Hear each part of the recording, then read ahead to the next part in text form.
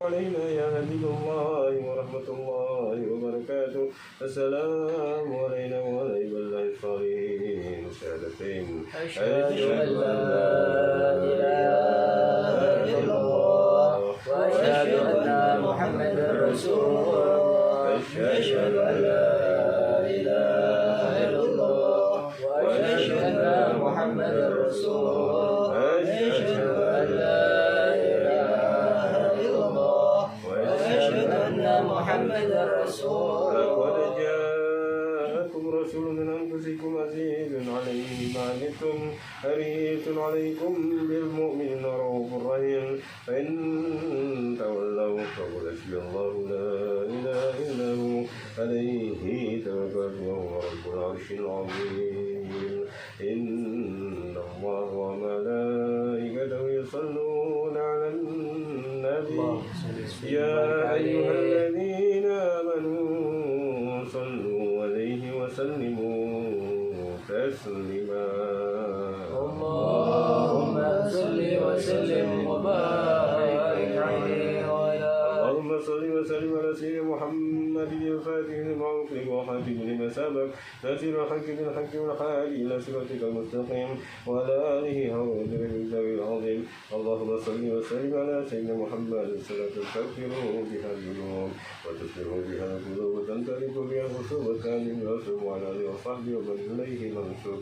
اللهم صل وسلم على سيدنا محمد صلاة تكون لكل يسر يسرا ولكل هم خراجا ولكل داء دواء ولكل سقام شفاء وعلى آله وصحبه وبارك وسلم أجمعين. اللهم آتي سيدنا محمد الوسيلة والفضيلة والشرف والدرجة العالية الرافعة وجعلت مقام محمودا الذي وعدته إنك لا تخلف الميعاد. وجزا الله على سيدنا محمد صلى الله عليه وسلم ببارك الآخر. يا إلهنا أنت ربنا ونحن عبدك من أمة حبيبك صلى الله عليه وسلم ونحن بجاه حبيبك صلى الله عليه وسلم نسألك يا الله أن تغفر لنا واغفر لوالدينا وأولادنا ونحن وذريتنا ولمن شهدنا ولمن حق علينا ولجميع المؤمنات والمسلمين والمسلمات الأحياء منهم والأموات. نسألك الصحة والعافية ونسألك العفو والعافية المعبد الدائمة في ديننا ودنيانا وآخرتنا. اللهم إنا نسألك الهدى والتقى والعفاف والغنى. نسألك أن تعيننا على أداء نحوك إليك والناس وإنك تعلم ما في سرنا وتعلم ما في قلوبنا وتعلم حاجتنا فاغفر لنا ذنوبنا وإنه لا يغفر الذنوب إلا أنت. ويسر لنا أمورنا وأصلح لنا شأننا وفرج همنا واصرف بنا ونبينا وصلنا أعمالنا واهدنا ووفقنا إلى طريق الله ولا صراطك المستقيم. وارزقنا يا الله من حيث لا يحتسب ولا عذرنا.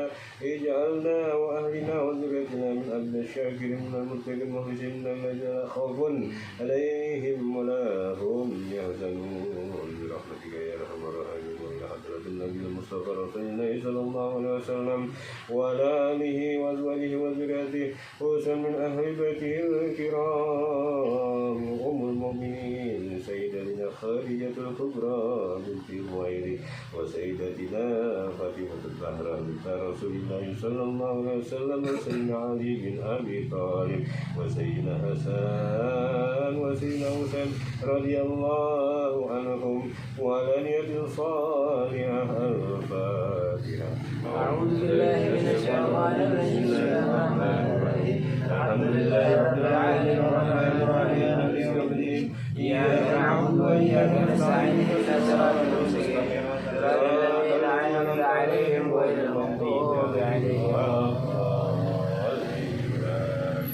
وثم إلى حضرة جميع ملائكة الله وعلماء العاملين بالبر والبحر والمشرق والمغرب وجامع الأنبياء والمرسلين نبي الله آدم عليه السلام ونبي الله عليه السلام وإبراهيم عليه السلام.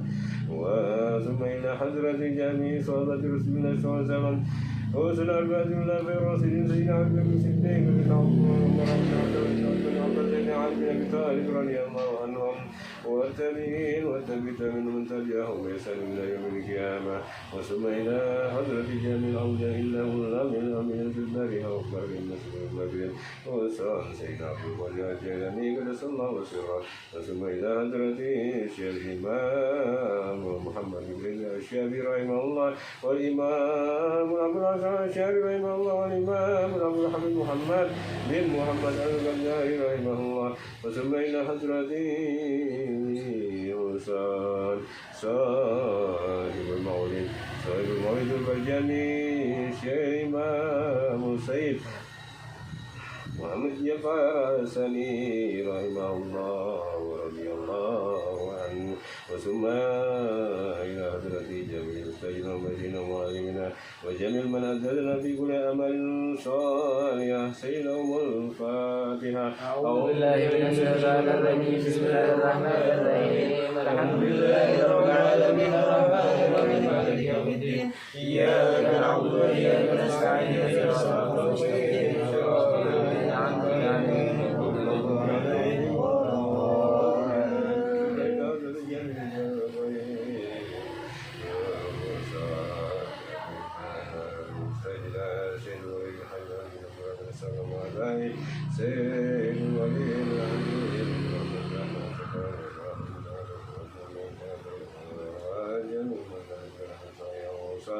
يا بهذا الهدى المرتضى وسر الغفور وآله وجلال الأحباب وربي ولا ثم إلى هدى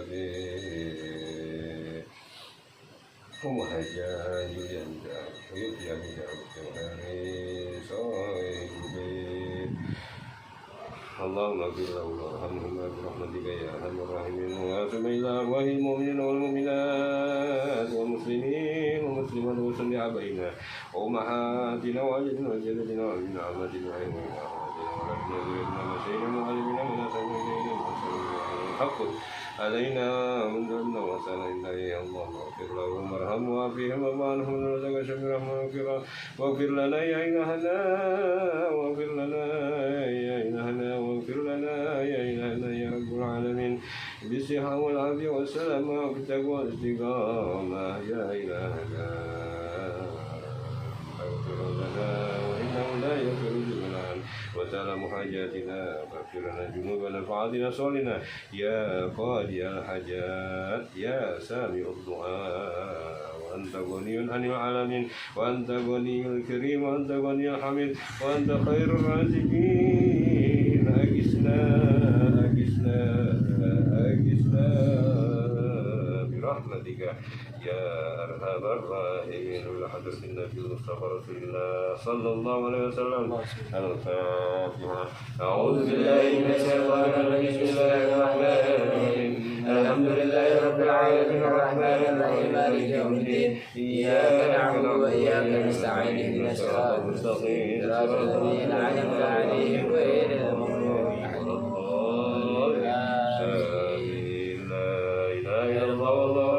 بسم الله الرحمن الرحيم. قل هو الله احد الله الصمد لم يلد ولم يولد ولم يكن له كفوا احد. بسم الله الرحمن الرحيم. قل هو الله احد الله الصمد لم يلد ولم يولد ولم يكن له كفوا احد. بسم الله الرحمن الرحيم. قل هو الله احد الصمد لم يلد ولم يولد ولم يكن له كفوا احد. بسم الله الرحمن الرحيم. قل أعوذ برب الفلق من شر ما خلق ومن شر غاسق إذا وقب ومن شر النفاثات في العقد ومن شر حاسد إذا حسد. لا إله إلا الله والله أكبر. بسم الله الرحمن الرحيم. قل أعوذ برب الناس ملك الناس إله الناس من شر الوسواس الناس الذي يوسوس في صدور الناس من الناس. لا إله إلا الله والله أكبر. الحمد لله الرحمن الرحيم مالك يوم الدين إياك نعبد وإياك نستعين اهدنا الصراط المستقيم صراط الذين أنعمت عليهم غير المغضوب عليهم ولا الضالين. بسم الله الرحمن الرحيم. ذلك الكتاب لا ريب فيه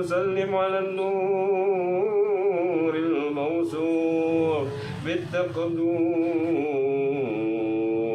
والأولية المنتقل في الغار الكريمة والجبال، وأستمنه الله تعالى رضوانا يحث الإطرات الطاهرة النبوية ويؤم الصحابة والأنباء والأتباء ومن ولا، وأستجديه هداية لسلوك السبل الواضحات الجالية صلى الله عليه. ويلزم من الروايات في خطاة الخطاء وخطاه، وأنشر من قصات المولد النبوي بردا لسانا أبقريا نازما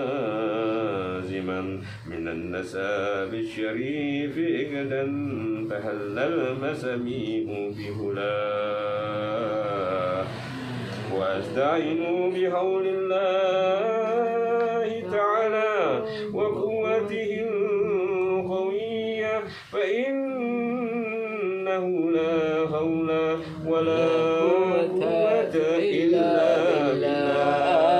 بالله. اللهم قبره الكريم بأرف شديد من صلاة وتسليم. اللهم صل وسلم وبارك عليه وعلى آله. اللهم صل صلاة كاملة وسلم سلاما تاما على سيدنا محمد الذي تنهل به العقد وتنفرج به الكرب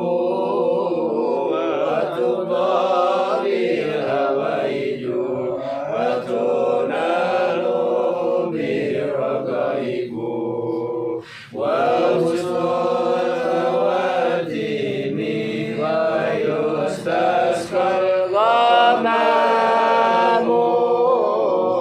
بوادي الكريم وعلى آله وصحبه في كل لمحة ونفس بعدد كل معلوم لك. اللهم صل صلاة كاملة وسلم سلاما تاما على سيدنا محمد الذي تنهل به العقد وتنفرج به الكرب وتقضى به الهوائج وتنال به الرغائب وحسن الخواتيم ويستسقى الغمام بوادي الكريم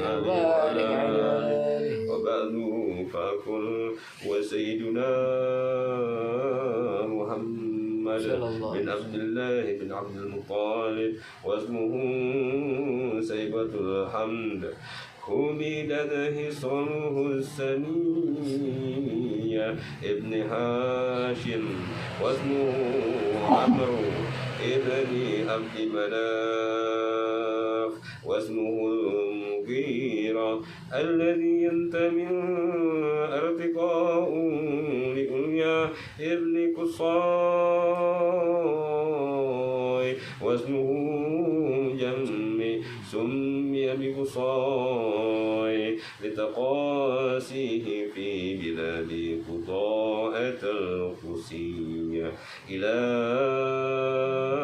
أن عاده الله تعالى إلى الحرام المحترم فهماهم ابن كلاب واسمه حكيم ابن مراه بن كعب بن لعي بن غالب بن فخر واسمه قريش وإليه تنسب البطون القرشية وما فوق كناني كما جناه إليه الكثير وارتضى ابن مالك بن نذر بن كنانة بن هزيمة بن مدركات بن لياس وهو أول من أهدى البدن إلى الرهاب الحرمية وسمع في صلبه النبي صلى الله عليه وسلم ذكر الله تعالى ونفى ابن مقار ابن نزار ابن معاد بن عدنان وهذا سلك نظامد فرعيناه بنان السنة السنية ورفعه إلى الخليل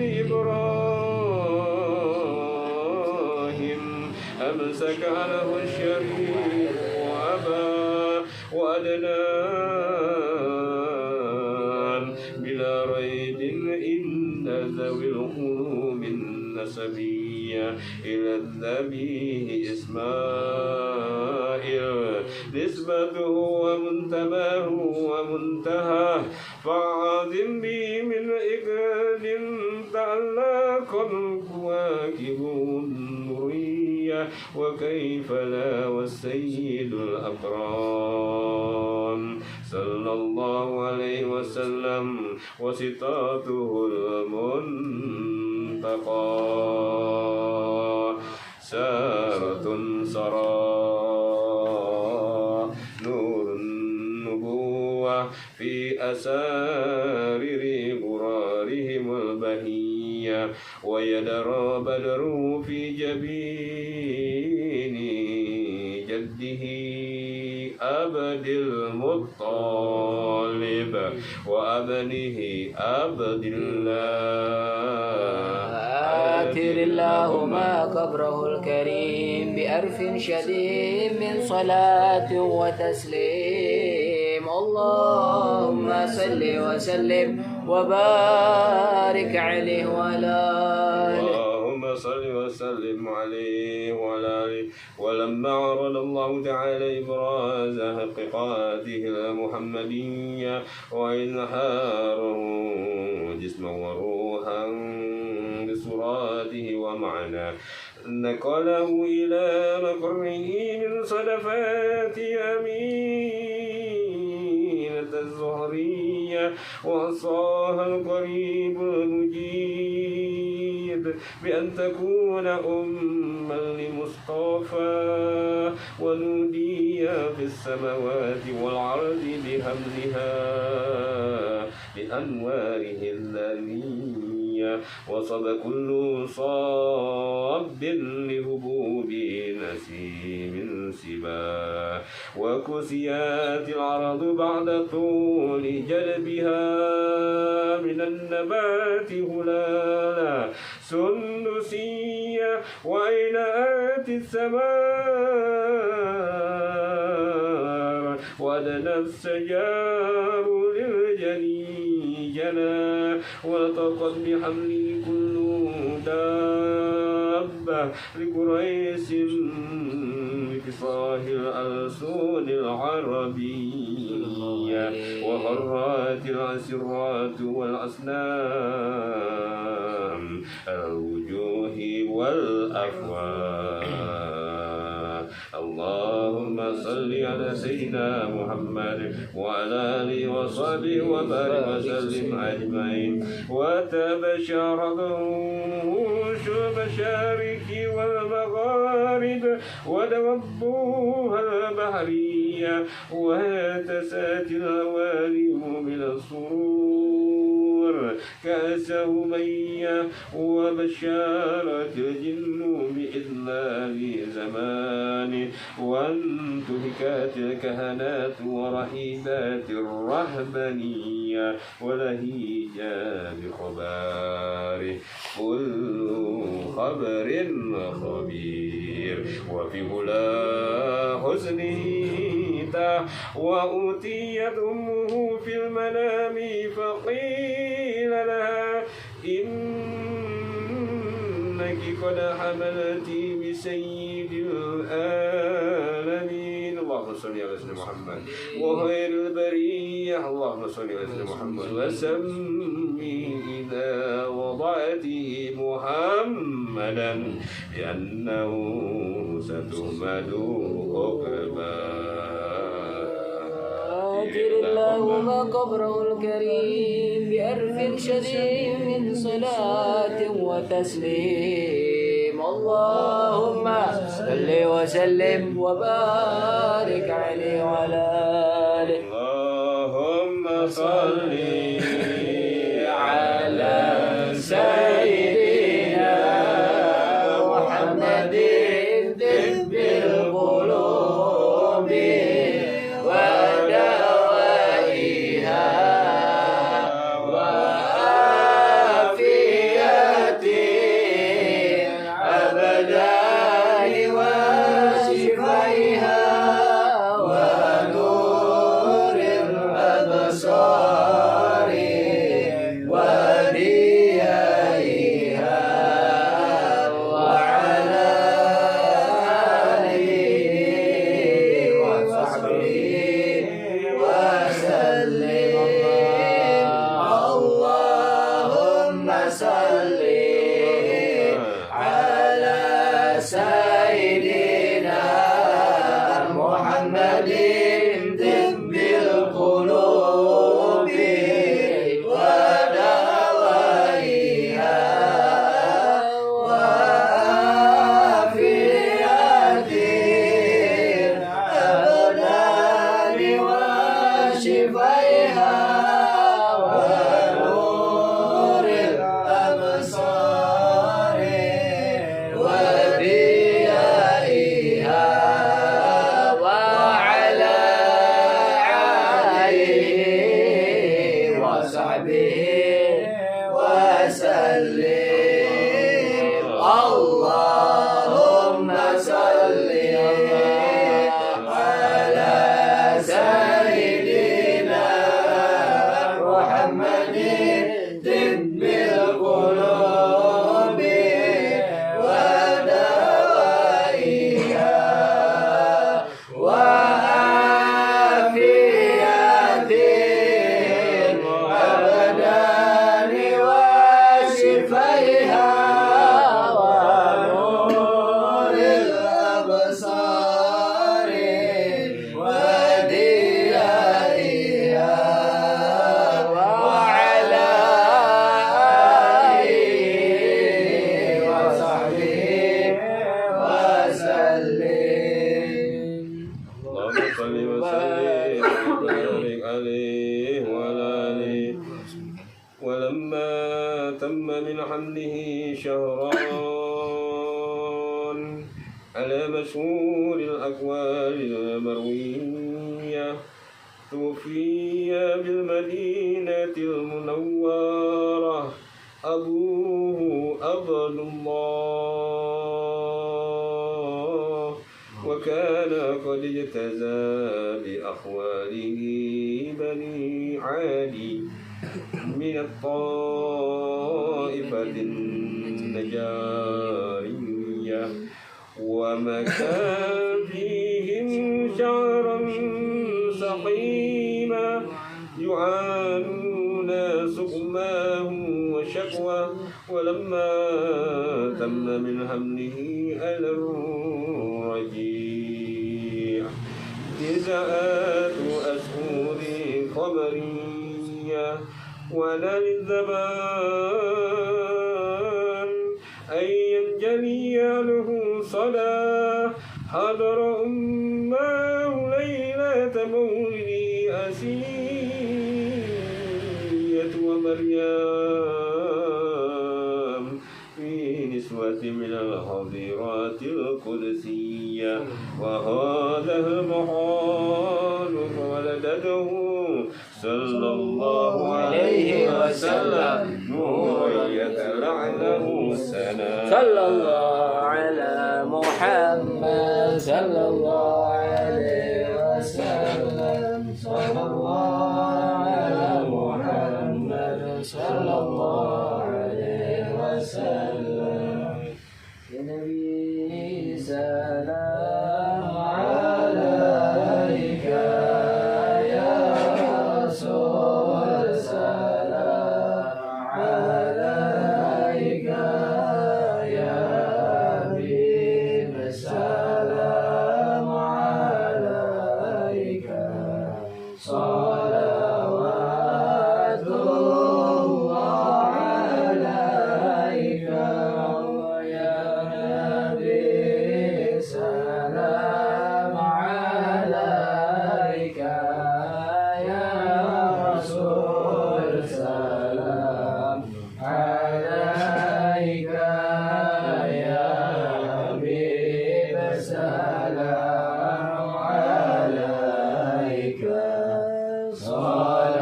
صلوات الله عليك أشرق البدر علينا فاختفت منه البدور مثل حسنك ما رأينا قالوا يا وجه السرور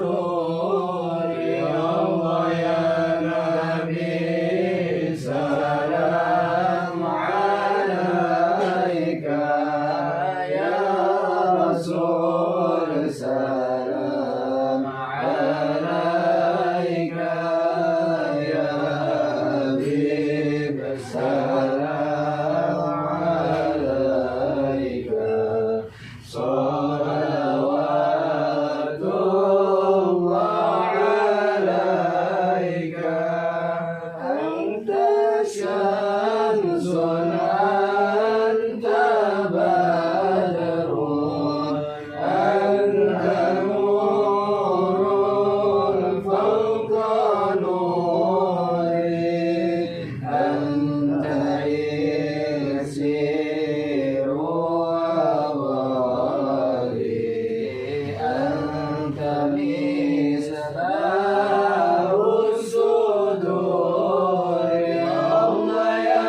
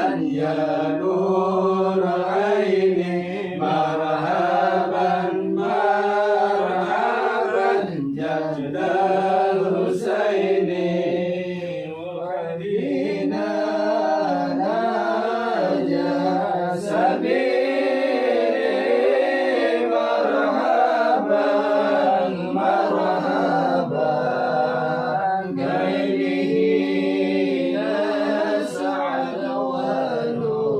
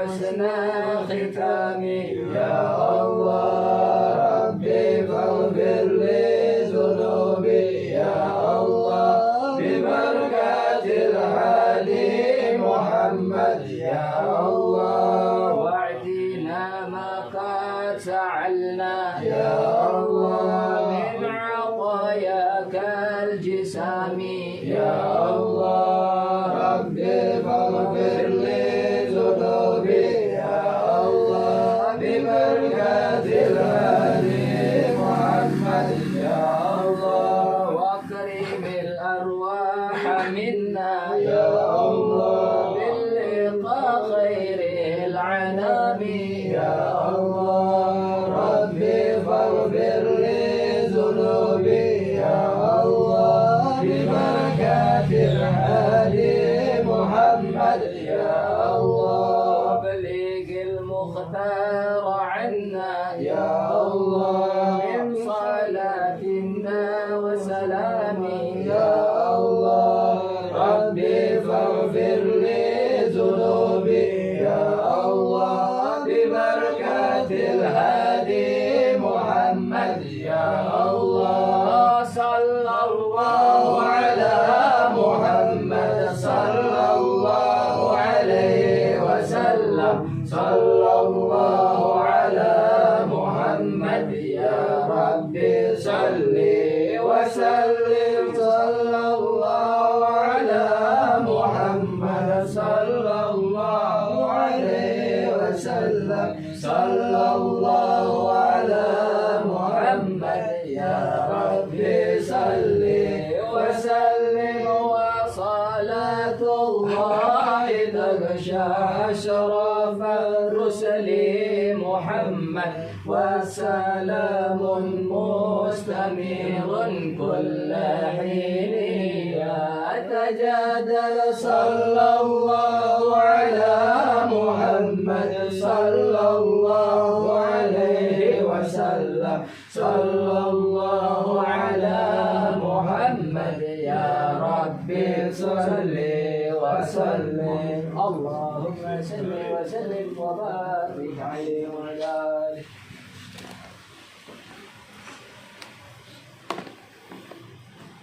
Jadi ada dulu sahabat belum muslim, belum iman.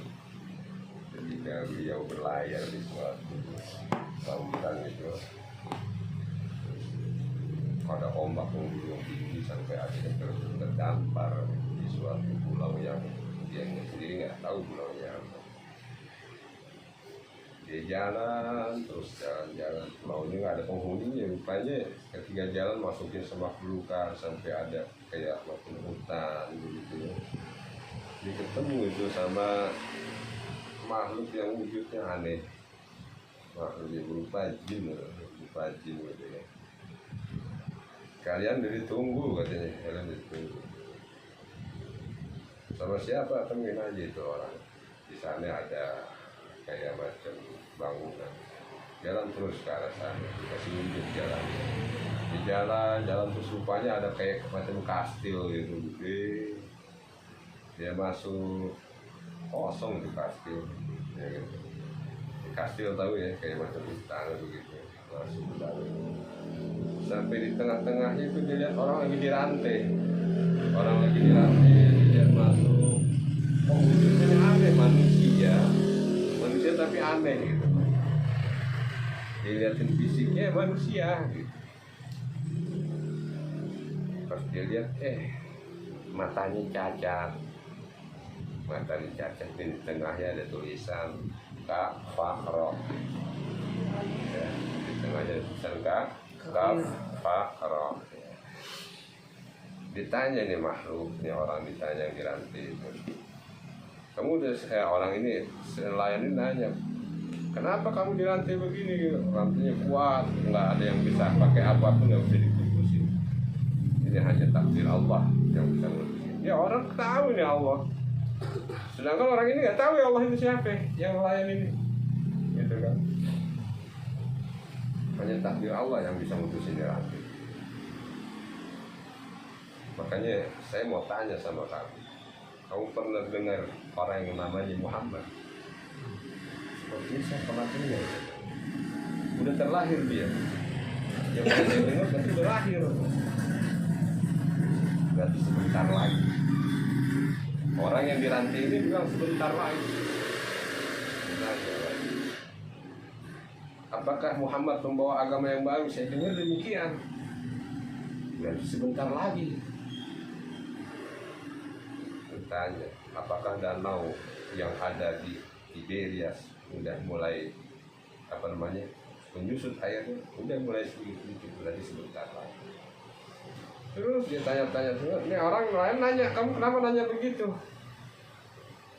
Rantai ini akan putus pada waktunya, dan permulaan daripada lahirnya orang yang bernama Muhammad itulah awal mula rantai ini mulai akan putus sampai terus pada akhirnya nanti akan terputus dan saya akan berkuasa di bumi. Siapa dia? Enggak tahu. Ketika orang itu pulang lagi dengan izin Allah itu, walaupun dia nggak tahu arah kemana pulang, tapi sampai ke negerinya, di bilangan Irak sana, ya ada yang bilang di Syam. Akhirnya dia nanya tentang Muhammad di mana, diarahin ke arah Madinah.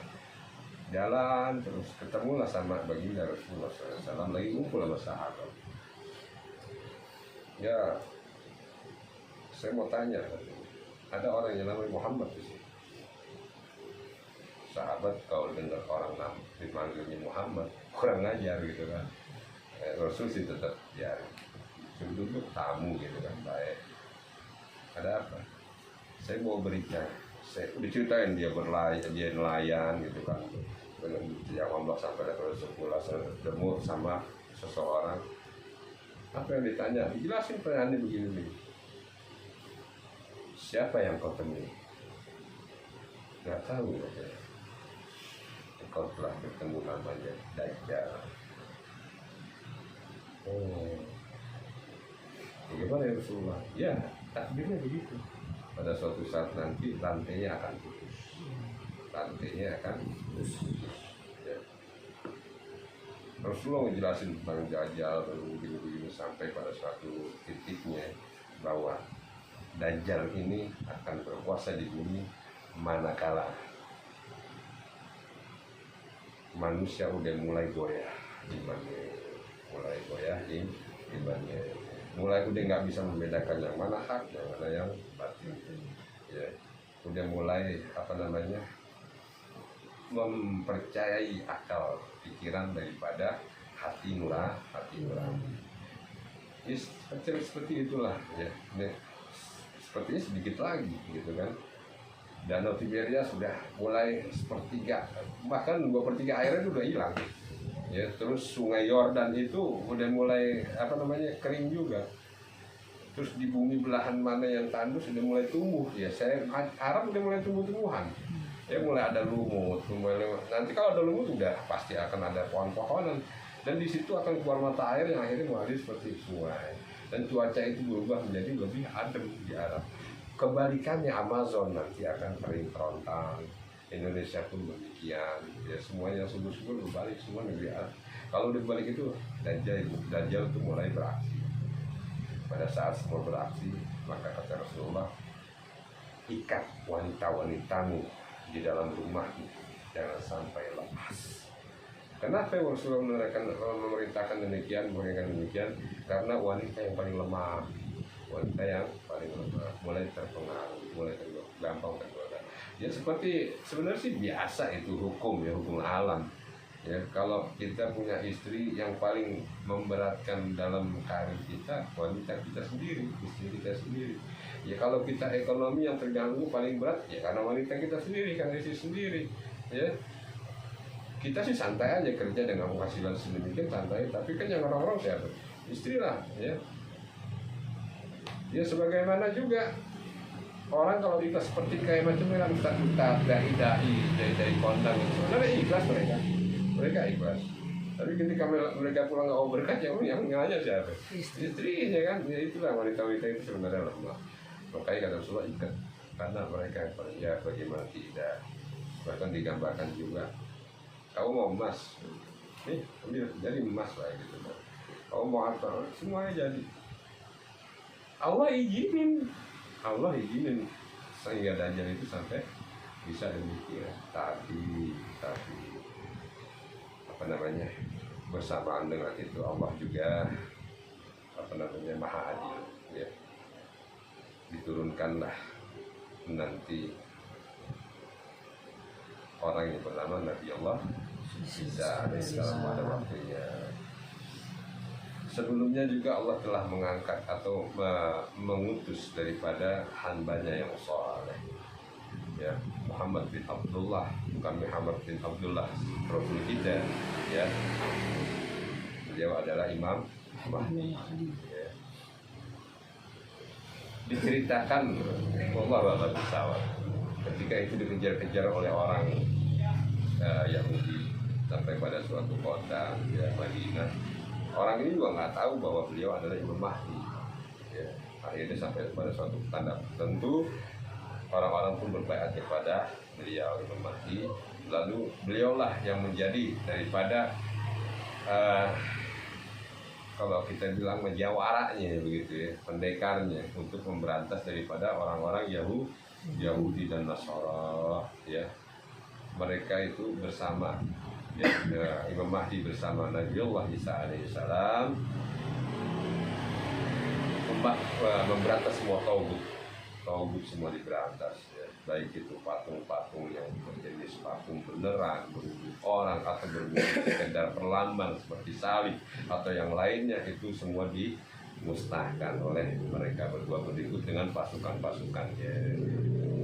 Dan sampai suatu nanti ketika Palestina adalah negeri yang paling aman, negeri yang paling aman ya. Paling baldatun thayyibatun wa rabbun ghafur itu Palestina nantinya. Kalau tidak ada tanda itu, siaplah bahwa itu telah masuk ke area Dajjal ya.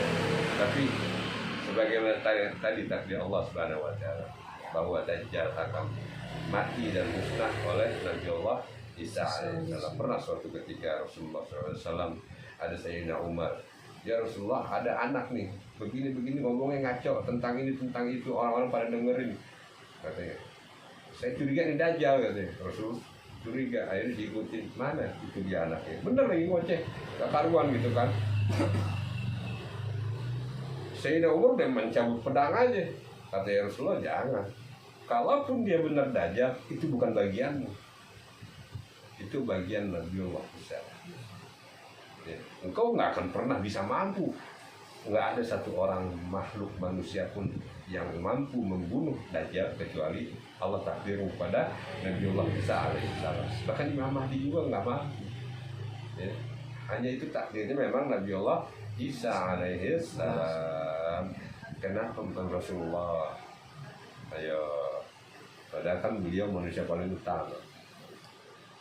Dikarenakan manusia utama itu, maka Allah nggak perkenankan tangannya kotor karena darah manusia, makhluk yang paling durhaka, bejat, laknat di muka bumi, Dajjal. Nggak berkenan Allah. Pernah Rasulullah membunuh orang, Rasulullah hanya melemparkan tombak, nggak mati itu orang. Lagi perang Badar, nggak mati. Orang itu masih hidup sampai menderita akhirnya mati karena perkaranya Rasulullah memang melempar tombak kena dia ya, tapi nggak langsung mati. Beberapa, ada yang bilang berapa hari, ada yang bilang beberapa waktu, artinya jam baru mati ya. Perkara ya memang Rasulullah lempar tombak tapi nggak langsung mati ya. Jadi Rasulullah tangannya bersih. Bahkan orang-orang yang datang waktu tutup Mekah pun Rasulullah bebaskan semua. Rasulullah bebaskan, siapa yang masuk ke rumah Abu Sufyan aman ya, siapa yang masuk ke rumah Fulan aman. Rasulullah enggak main pedang sabut mentang-mentang menang ya. Menang Rasulullah. Orang kalau udah menang gimana sih? Orang kalau menang habis, hartanya diambil. Ini enggak. Itulah jagoan sesungguhnya, jawab sesungguhnya, pendekar sesungguhnya ya. Kalau udah menang ya udah, mau ngapain? Ini kalau kita enggak, Ya, orang jatuh dikit langsung dihabisin, pak gitu. Padahal udah nggak berdaya. Ya kan kalau Rasulullah enggak. Padahal udah di atas angin. Ya, hukum udah di atas beliau. Di tangan beliau hukum, tapi beliau nggak mau hukum kecuali perintah Allah Subhanahu wa Ta'ala. Itulah baginda Rasulullah SAW, rahmatan lil alamin. Ada satu lagi. Ini zamannya Sayyidina Umar. Zamannya Sayyidina Umar radhiyallahu anhu. Ketika beliau menggantikan daripada Khalifatul Rasul, yaitu Sayyidina Abu Bakar, ya, radhiyallahu anhu. Suatu ketika beliau jalan-jalan di kebun kurma. Ada orang, anak kecil lagi mungut-mungutin kurma.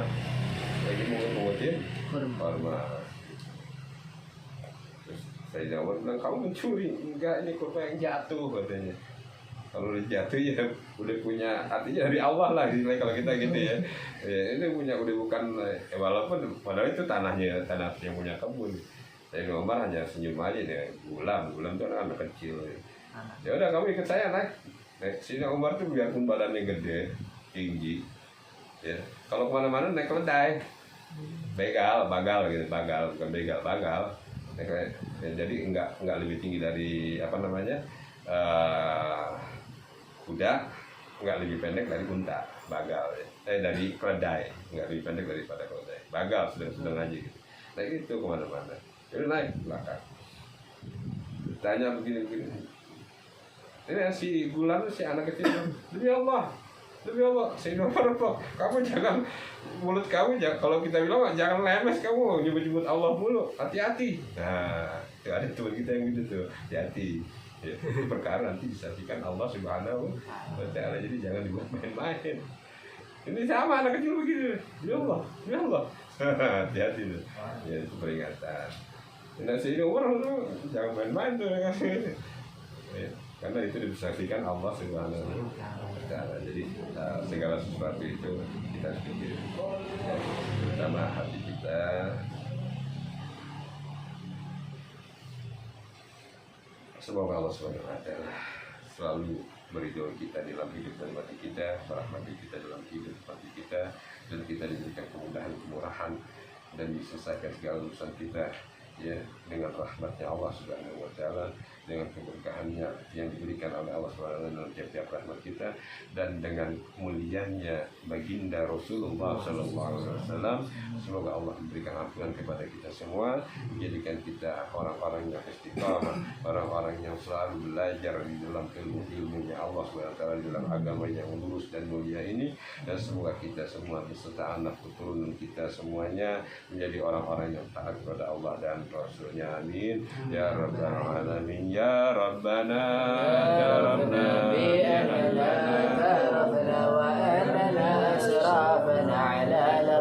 أسرفنا فاتب علينا توبة توصل لكل حوبة واستر لنا العورات وآمن الرعاة واغفر لوالدينا ربي ومولدينا والآل والإخوان وسائر الخلان وكل ذي محبة أو جيرة أو صحبة والمسلمين أجمع آمين ربي أسمع فضلا وجودا منا لا باكتساب منا بالمصطفى رسولك نحظى بكل سول صلى وسلم ربي عليه أدى الحب وآله وصحبه يداد قاس صحبي والحمد لله في البر والسماء والحمد لله في البر والسماء.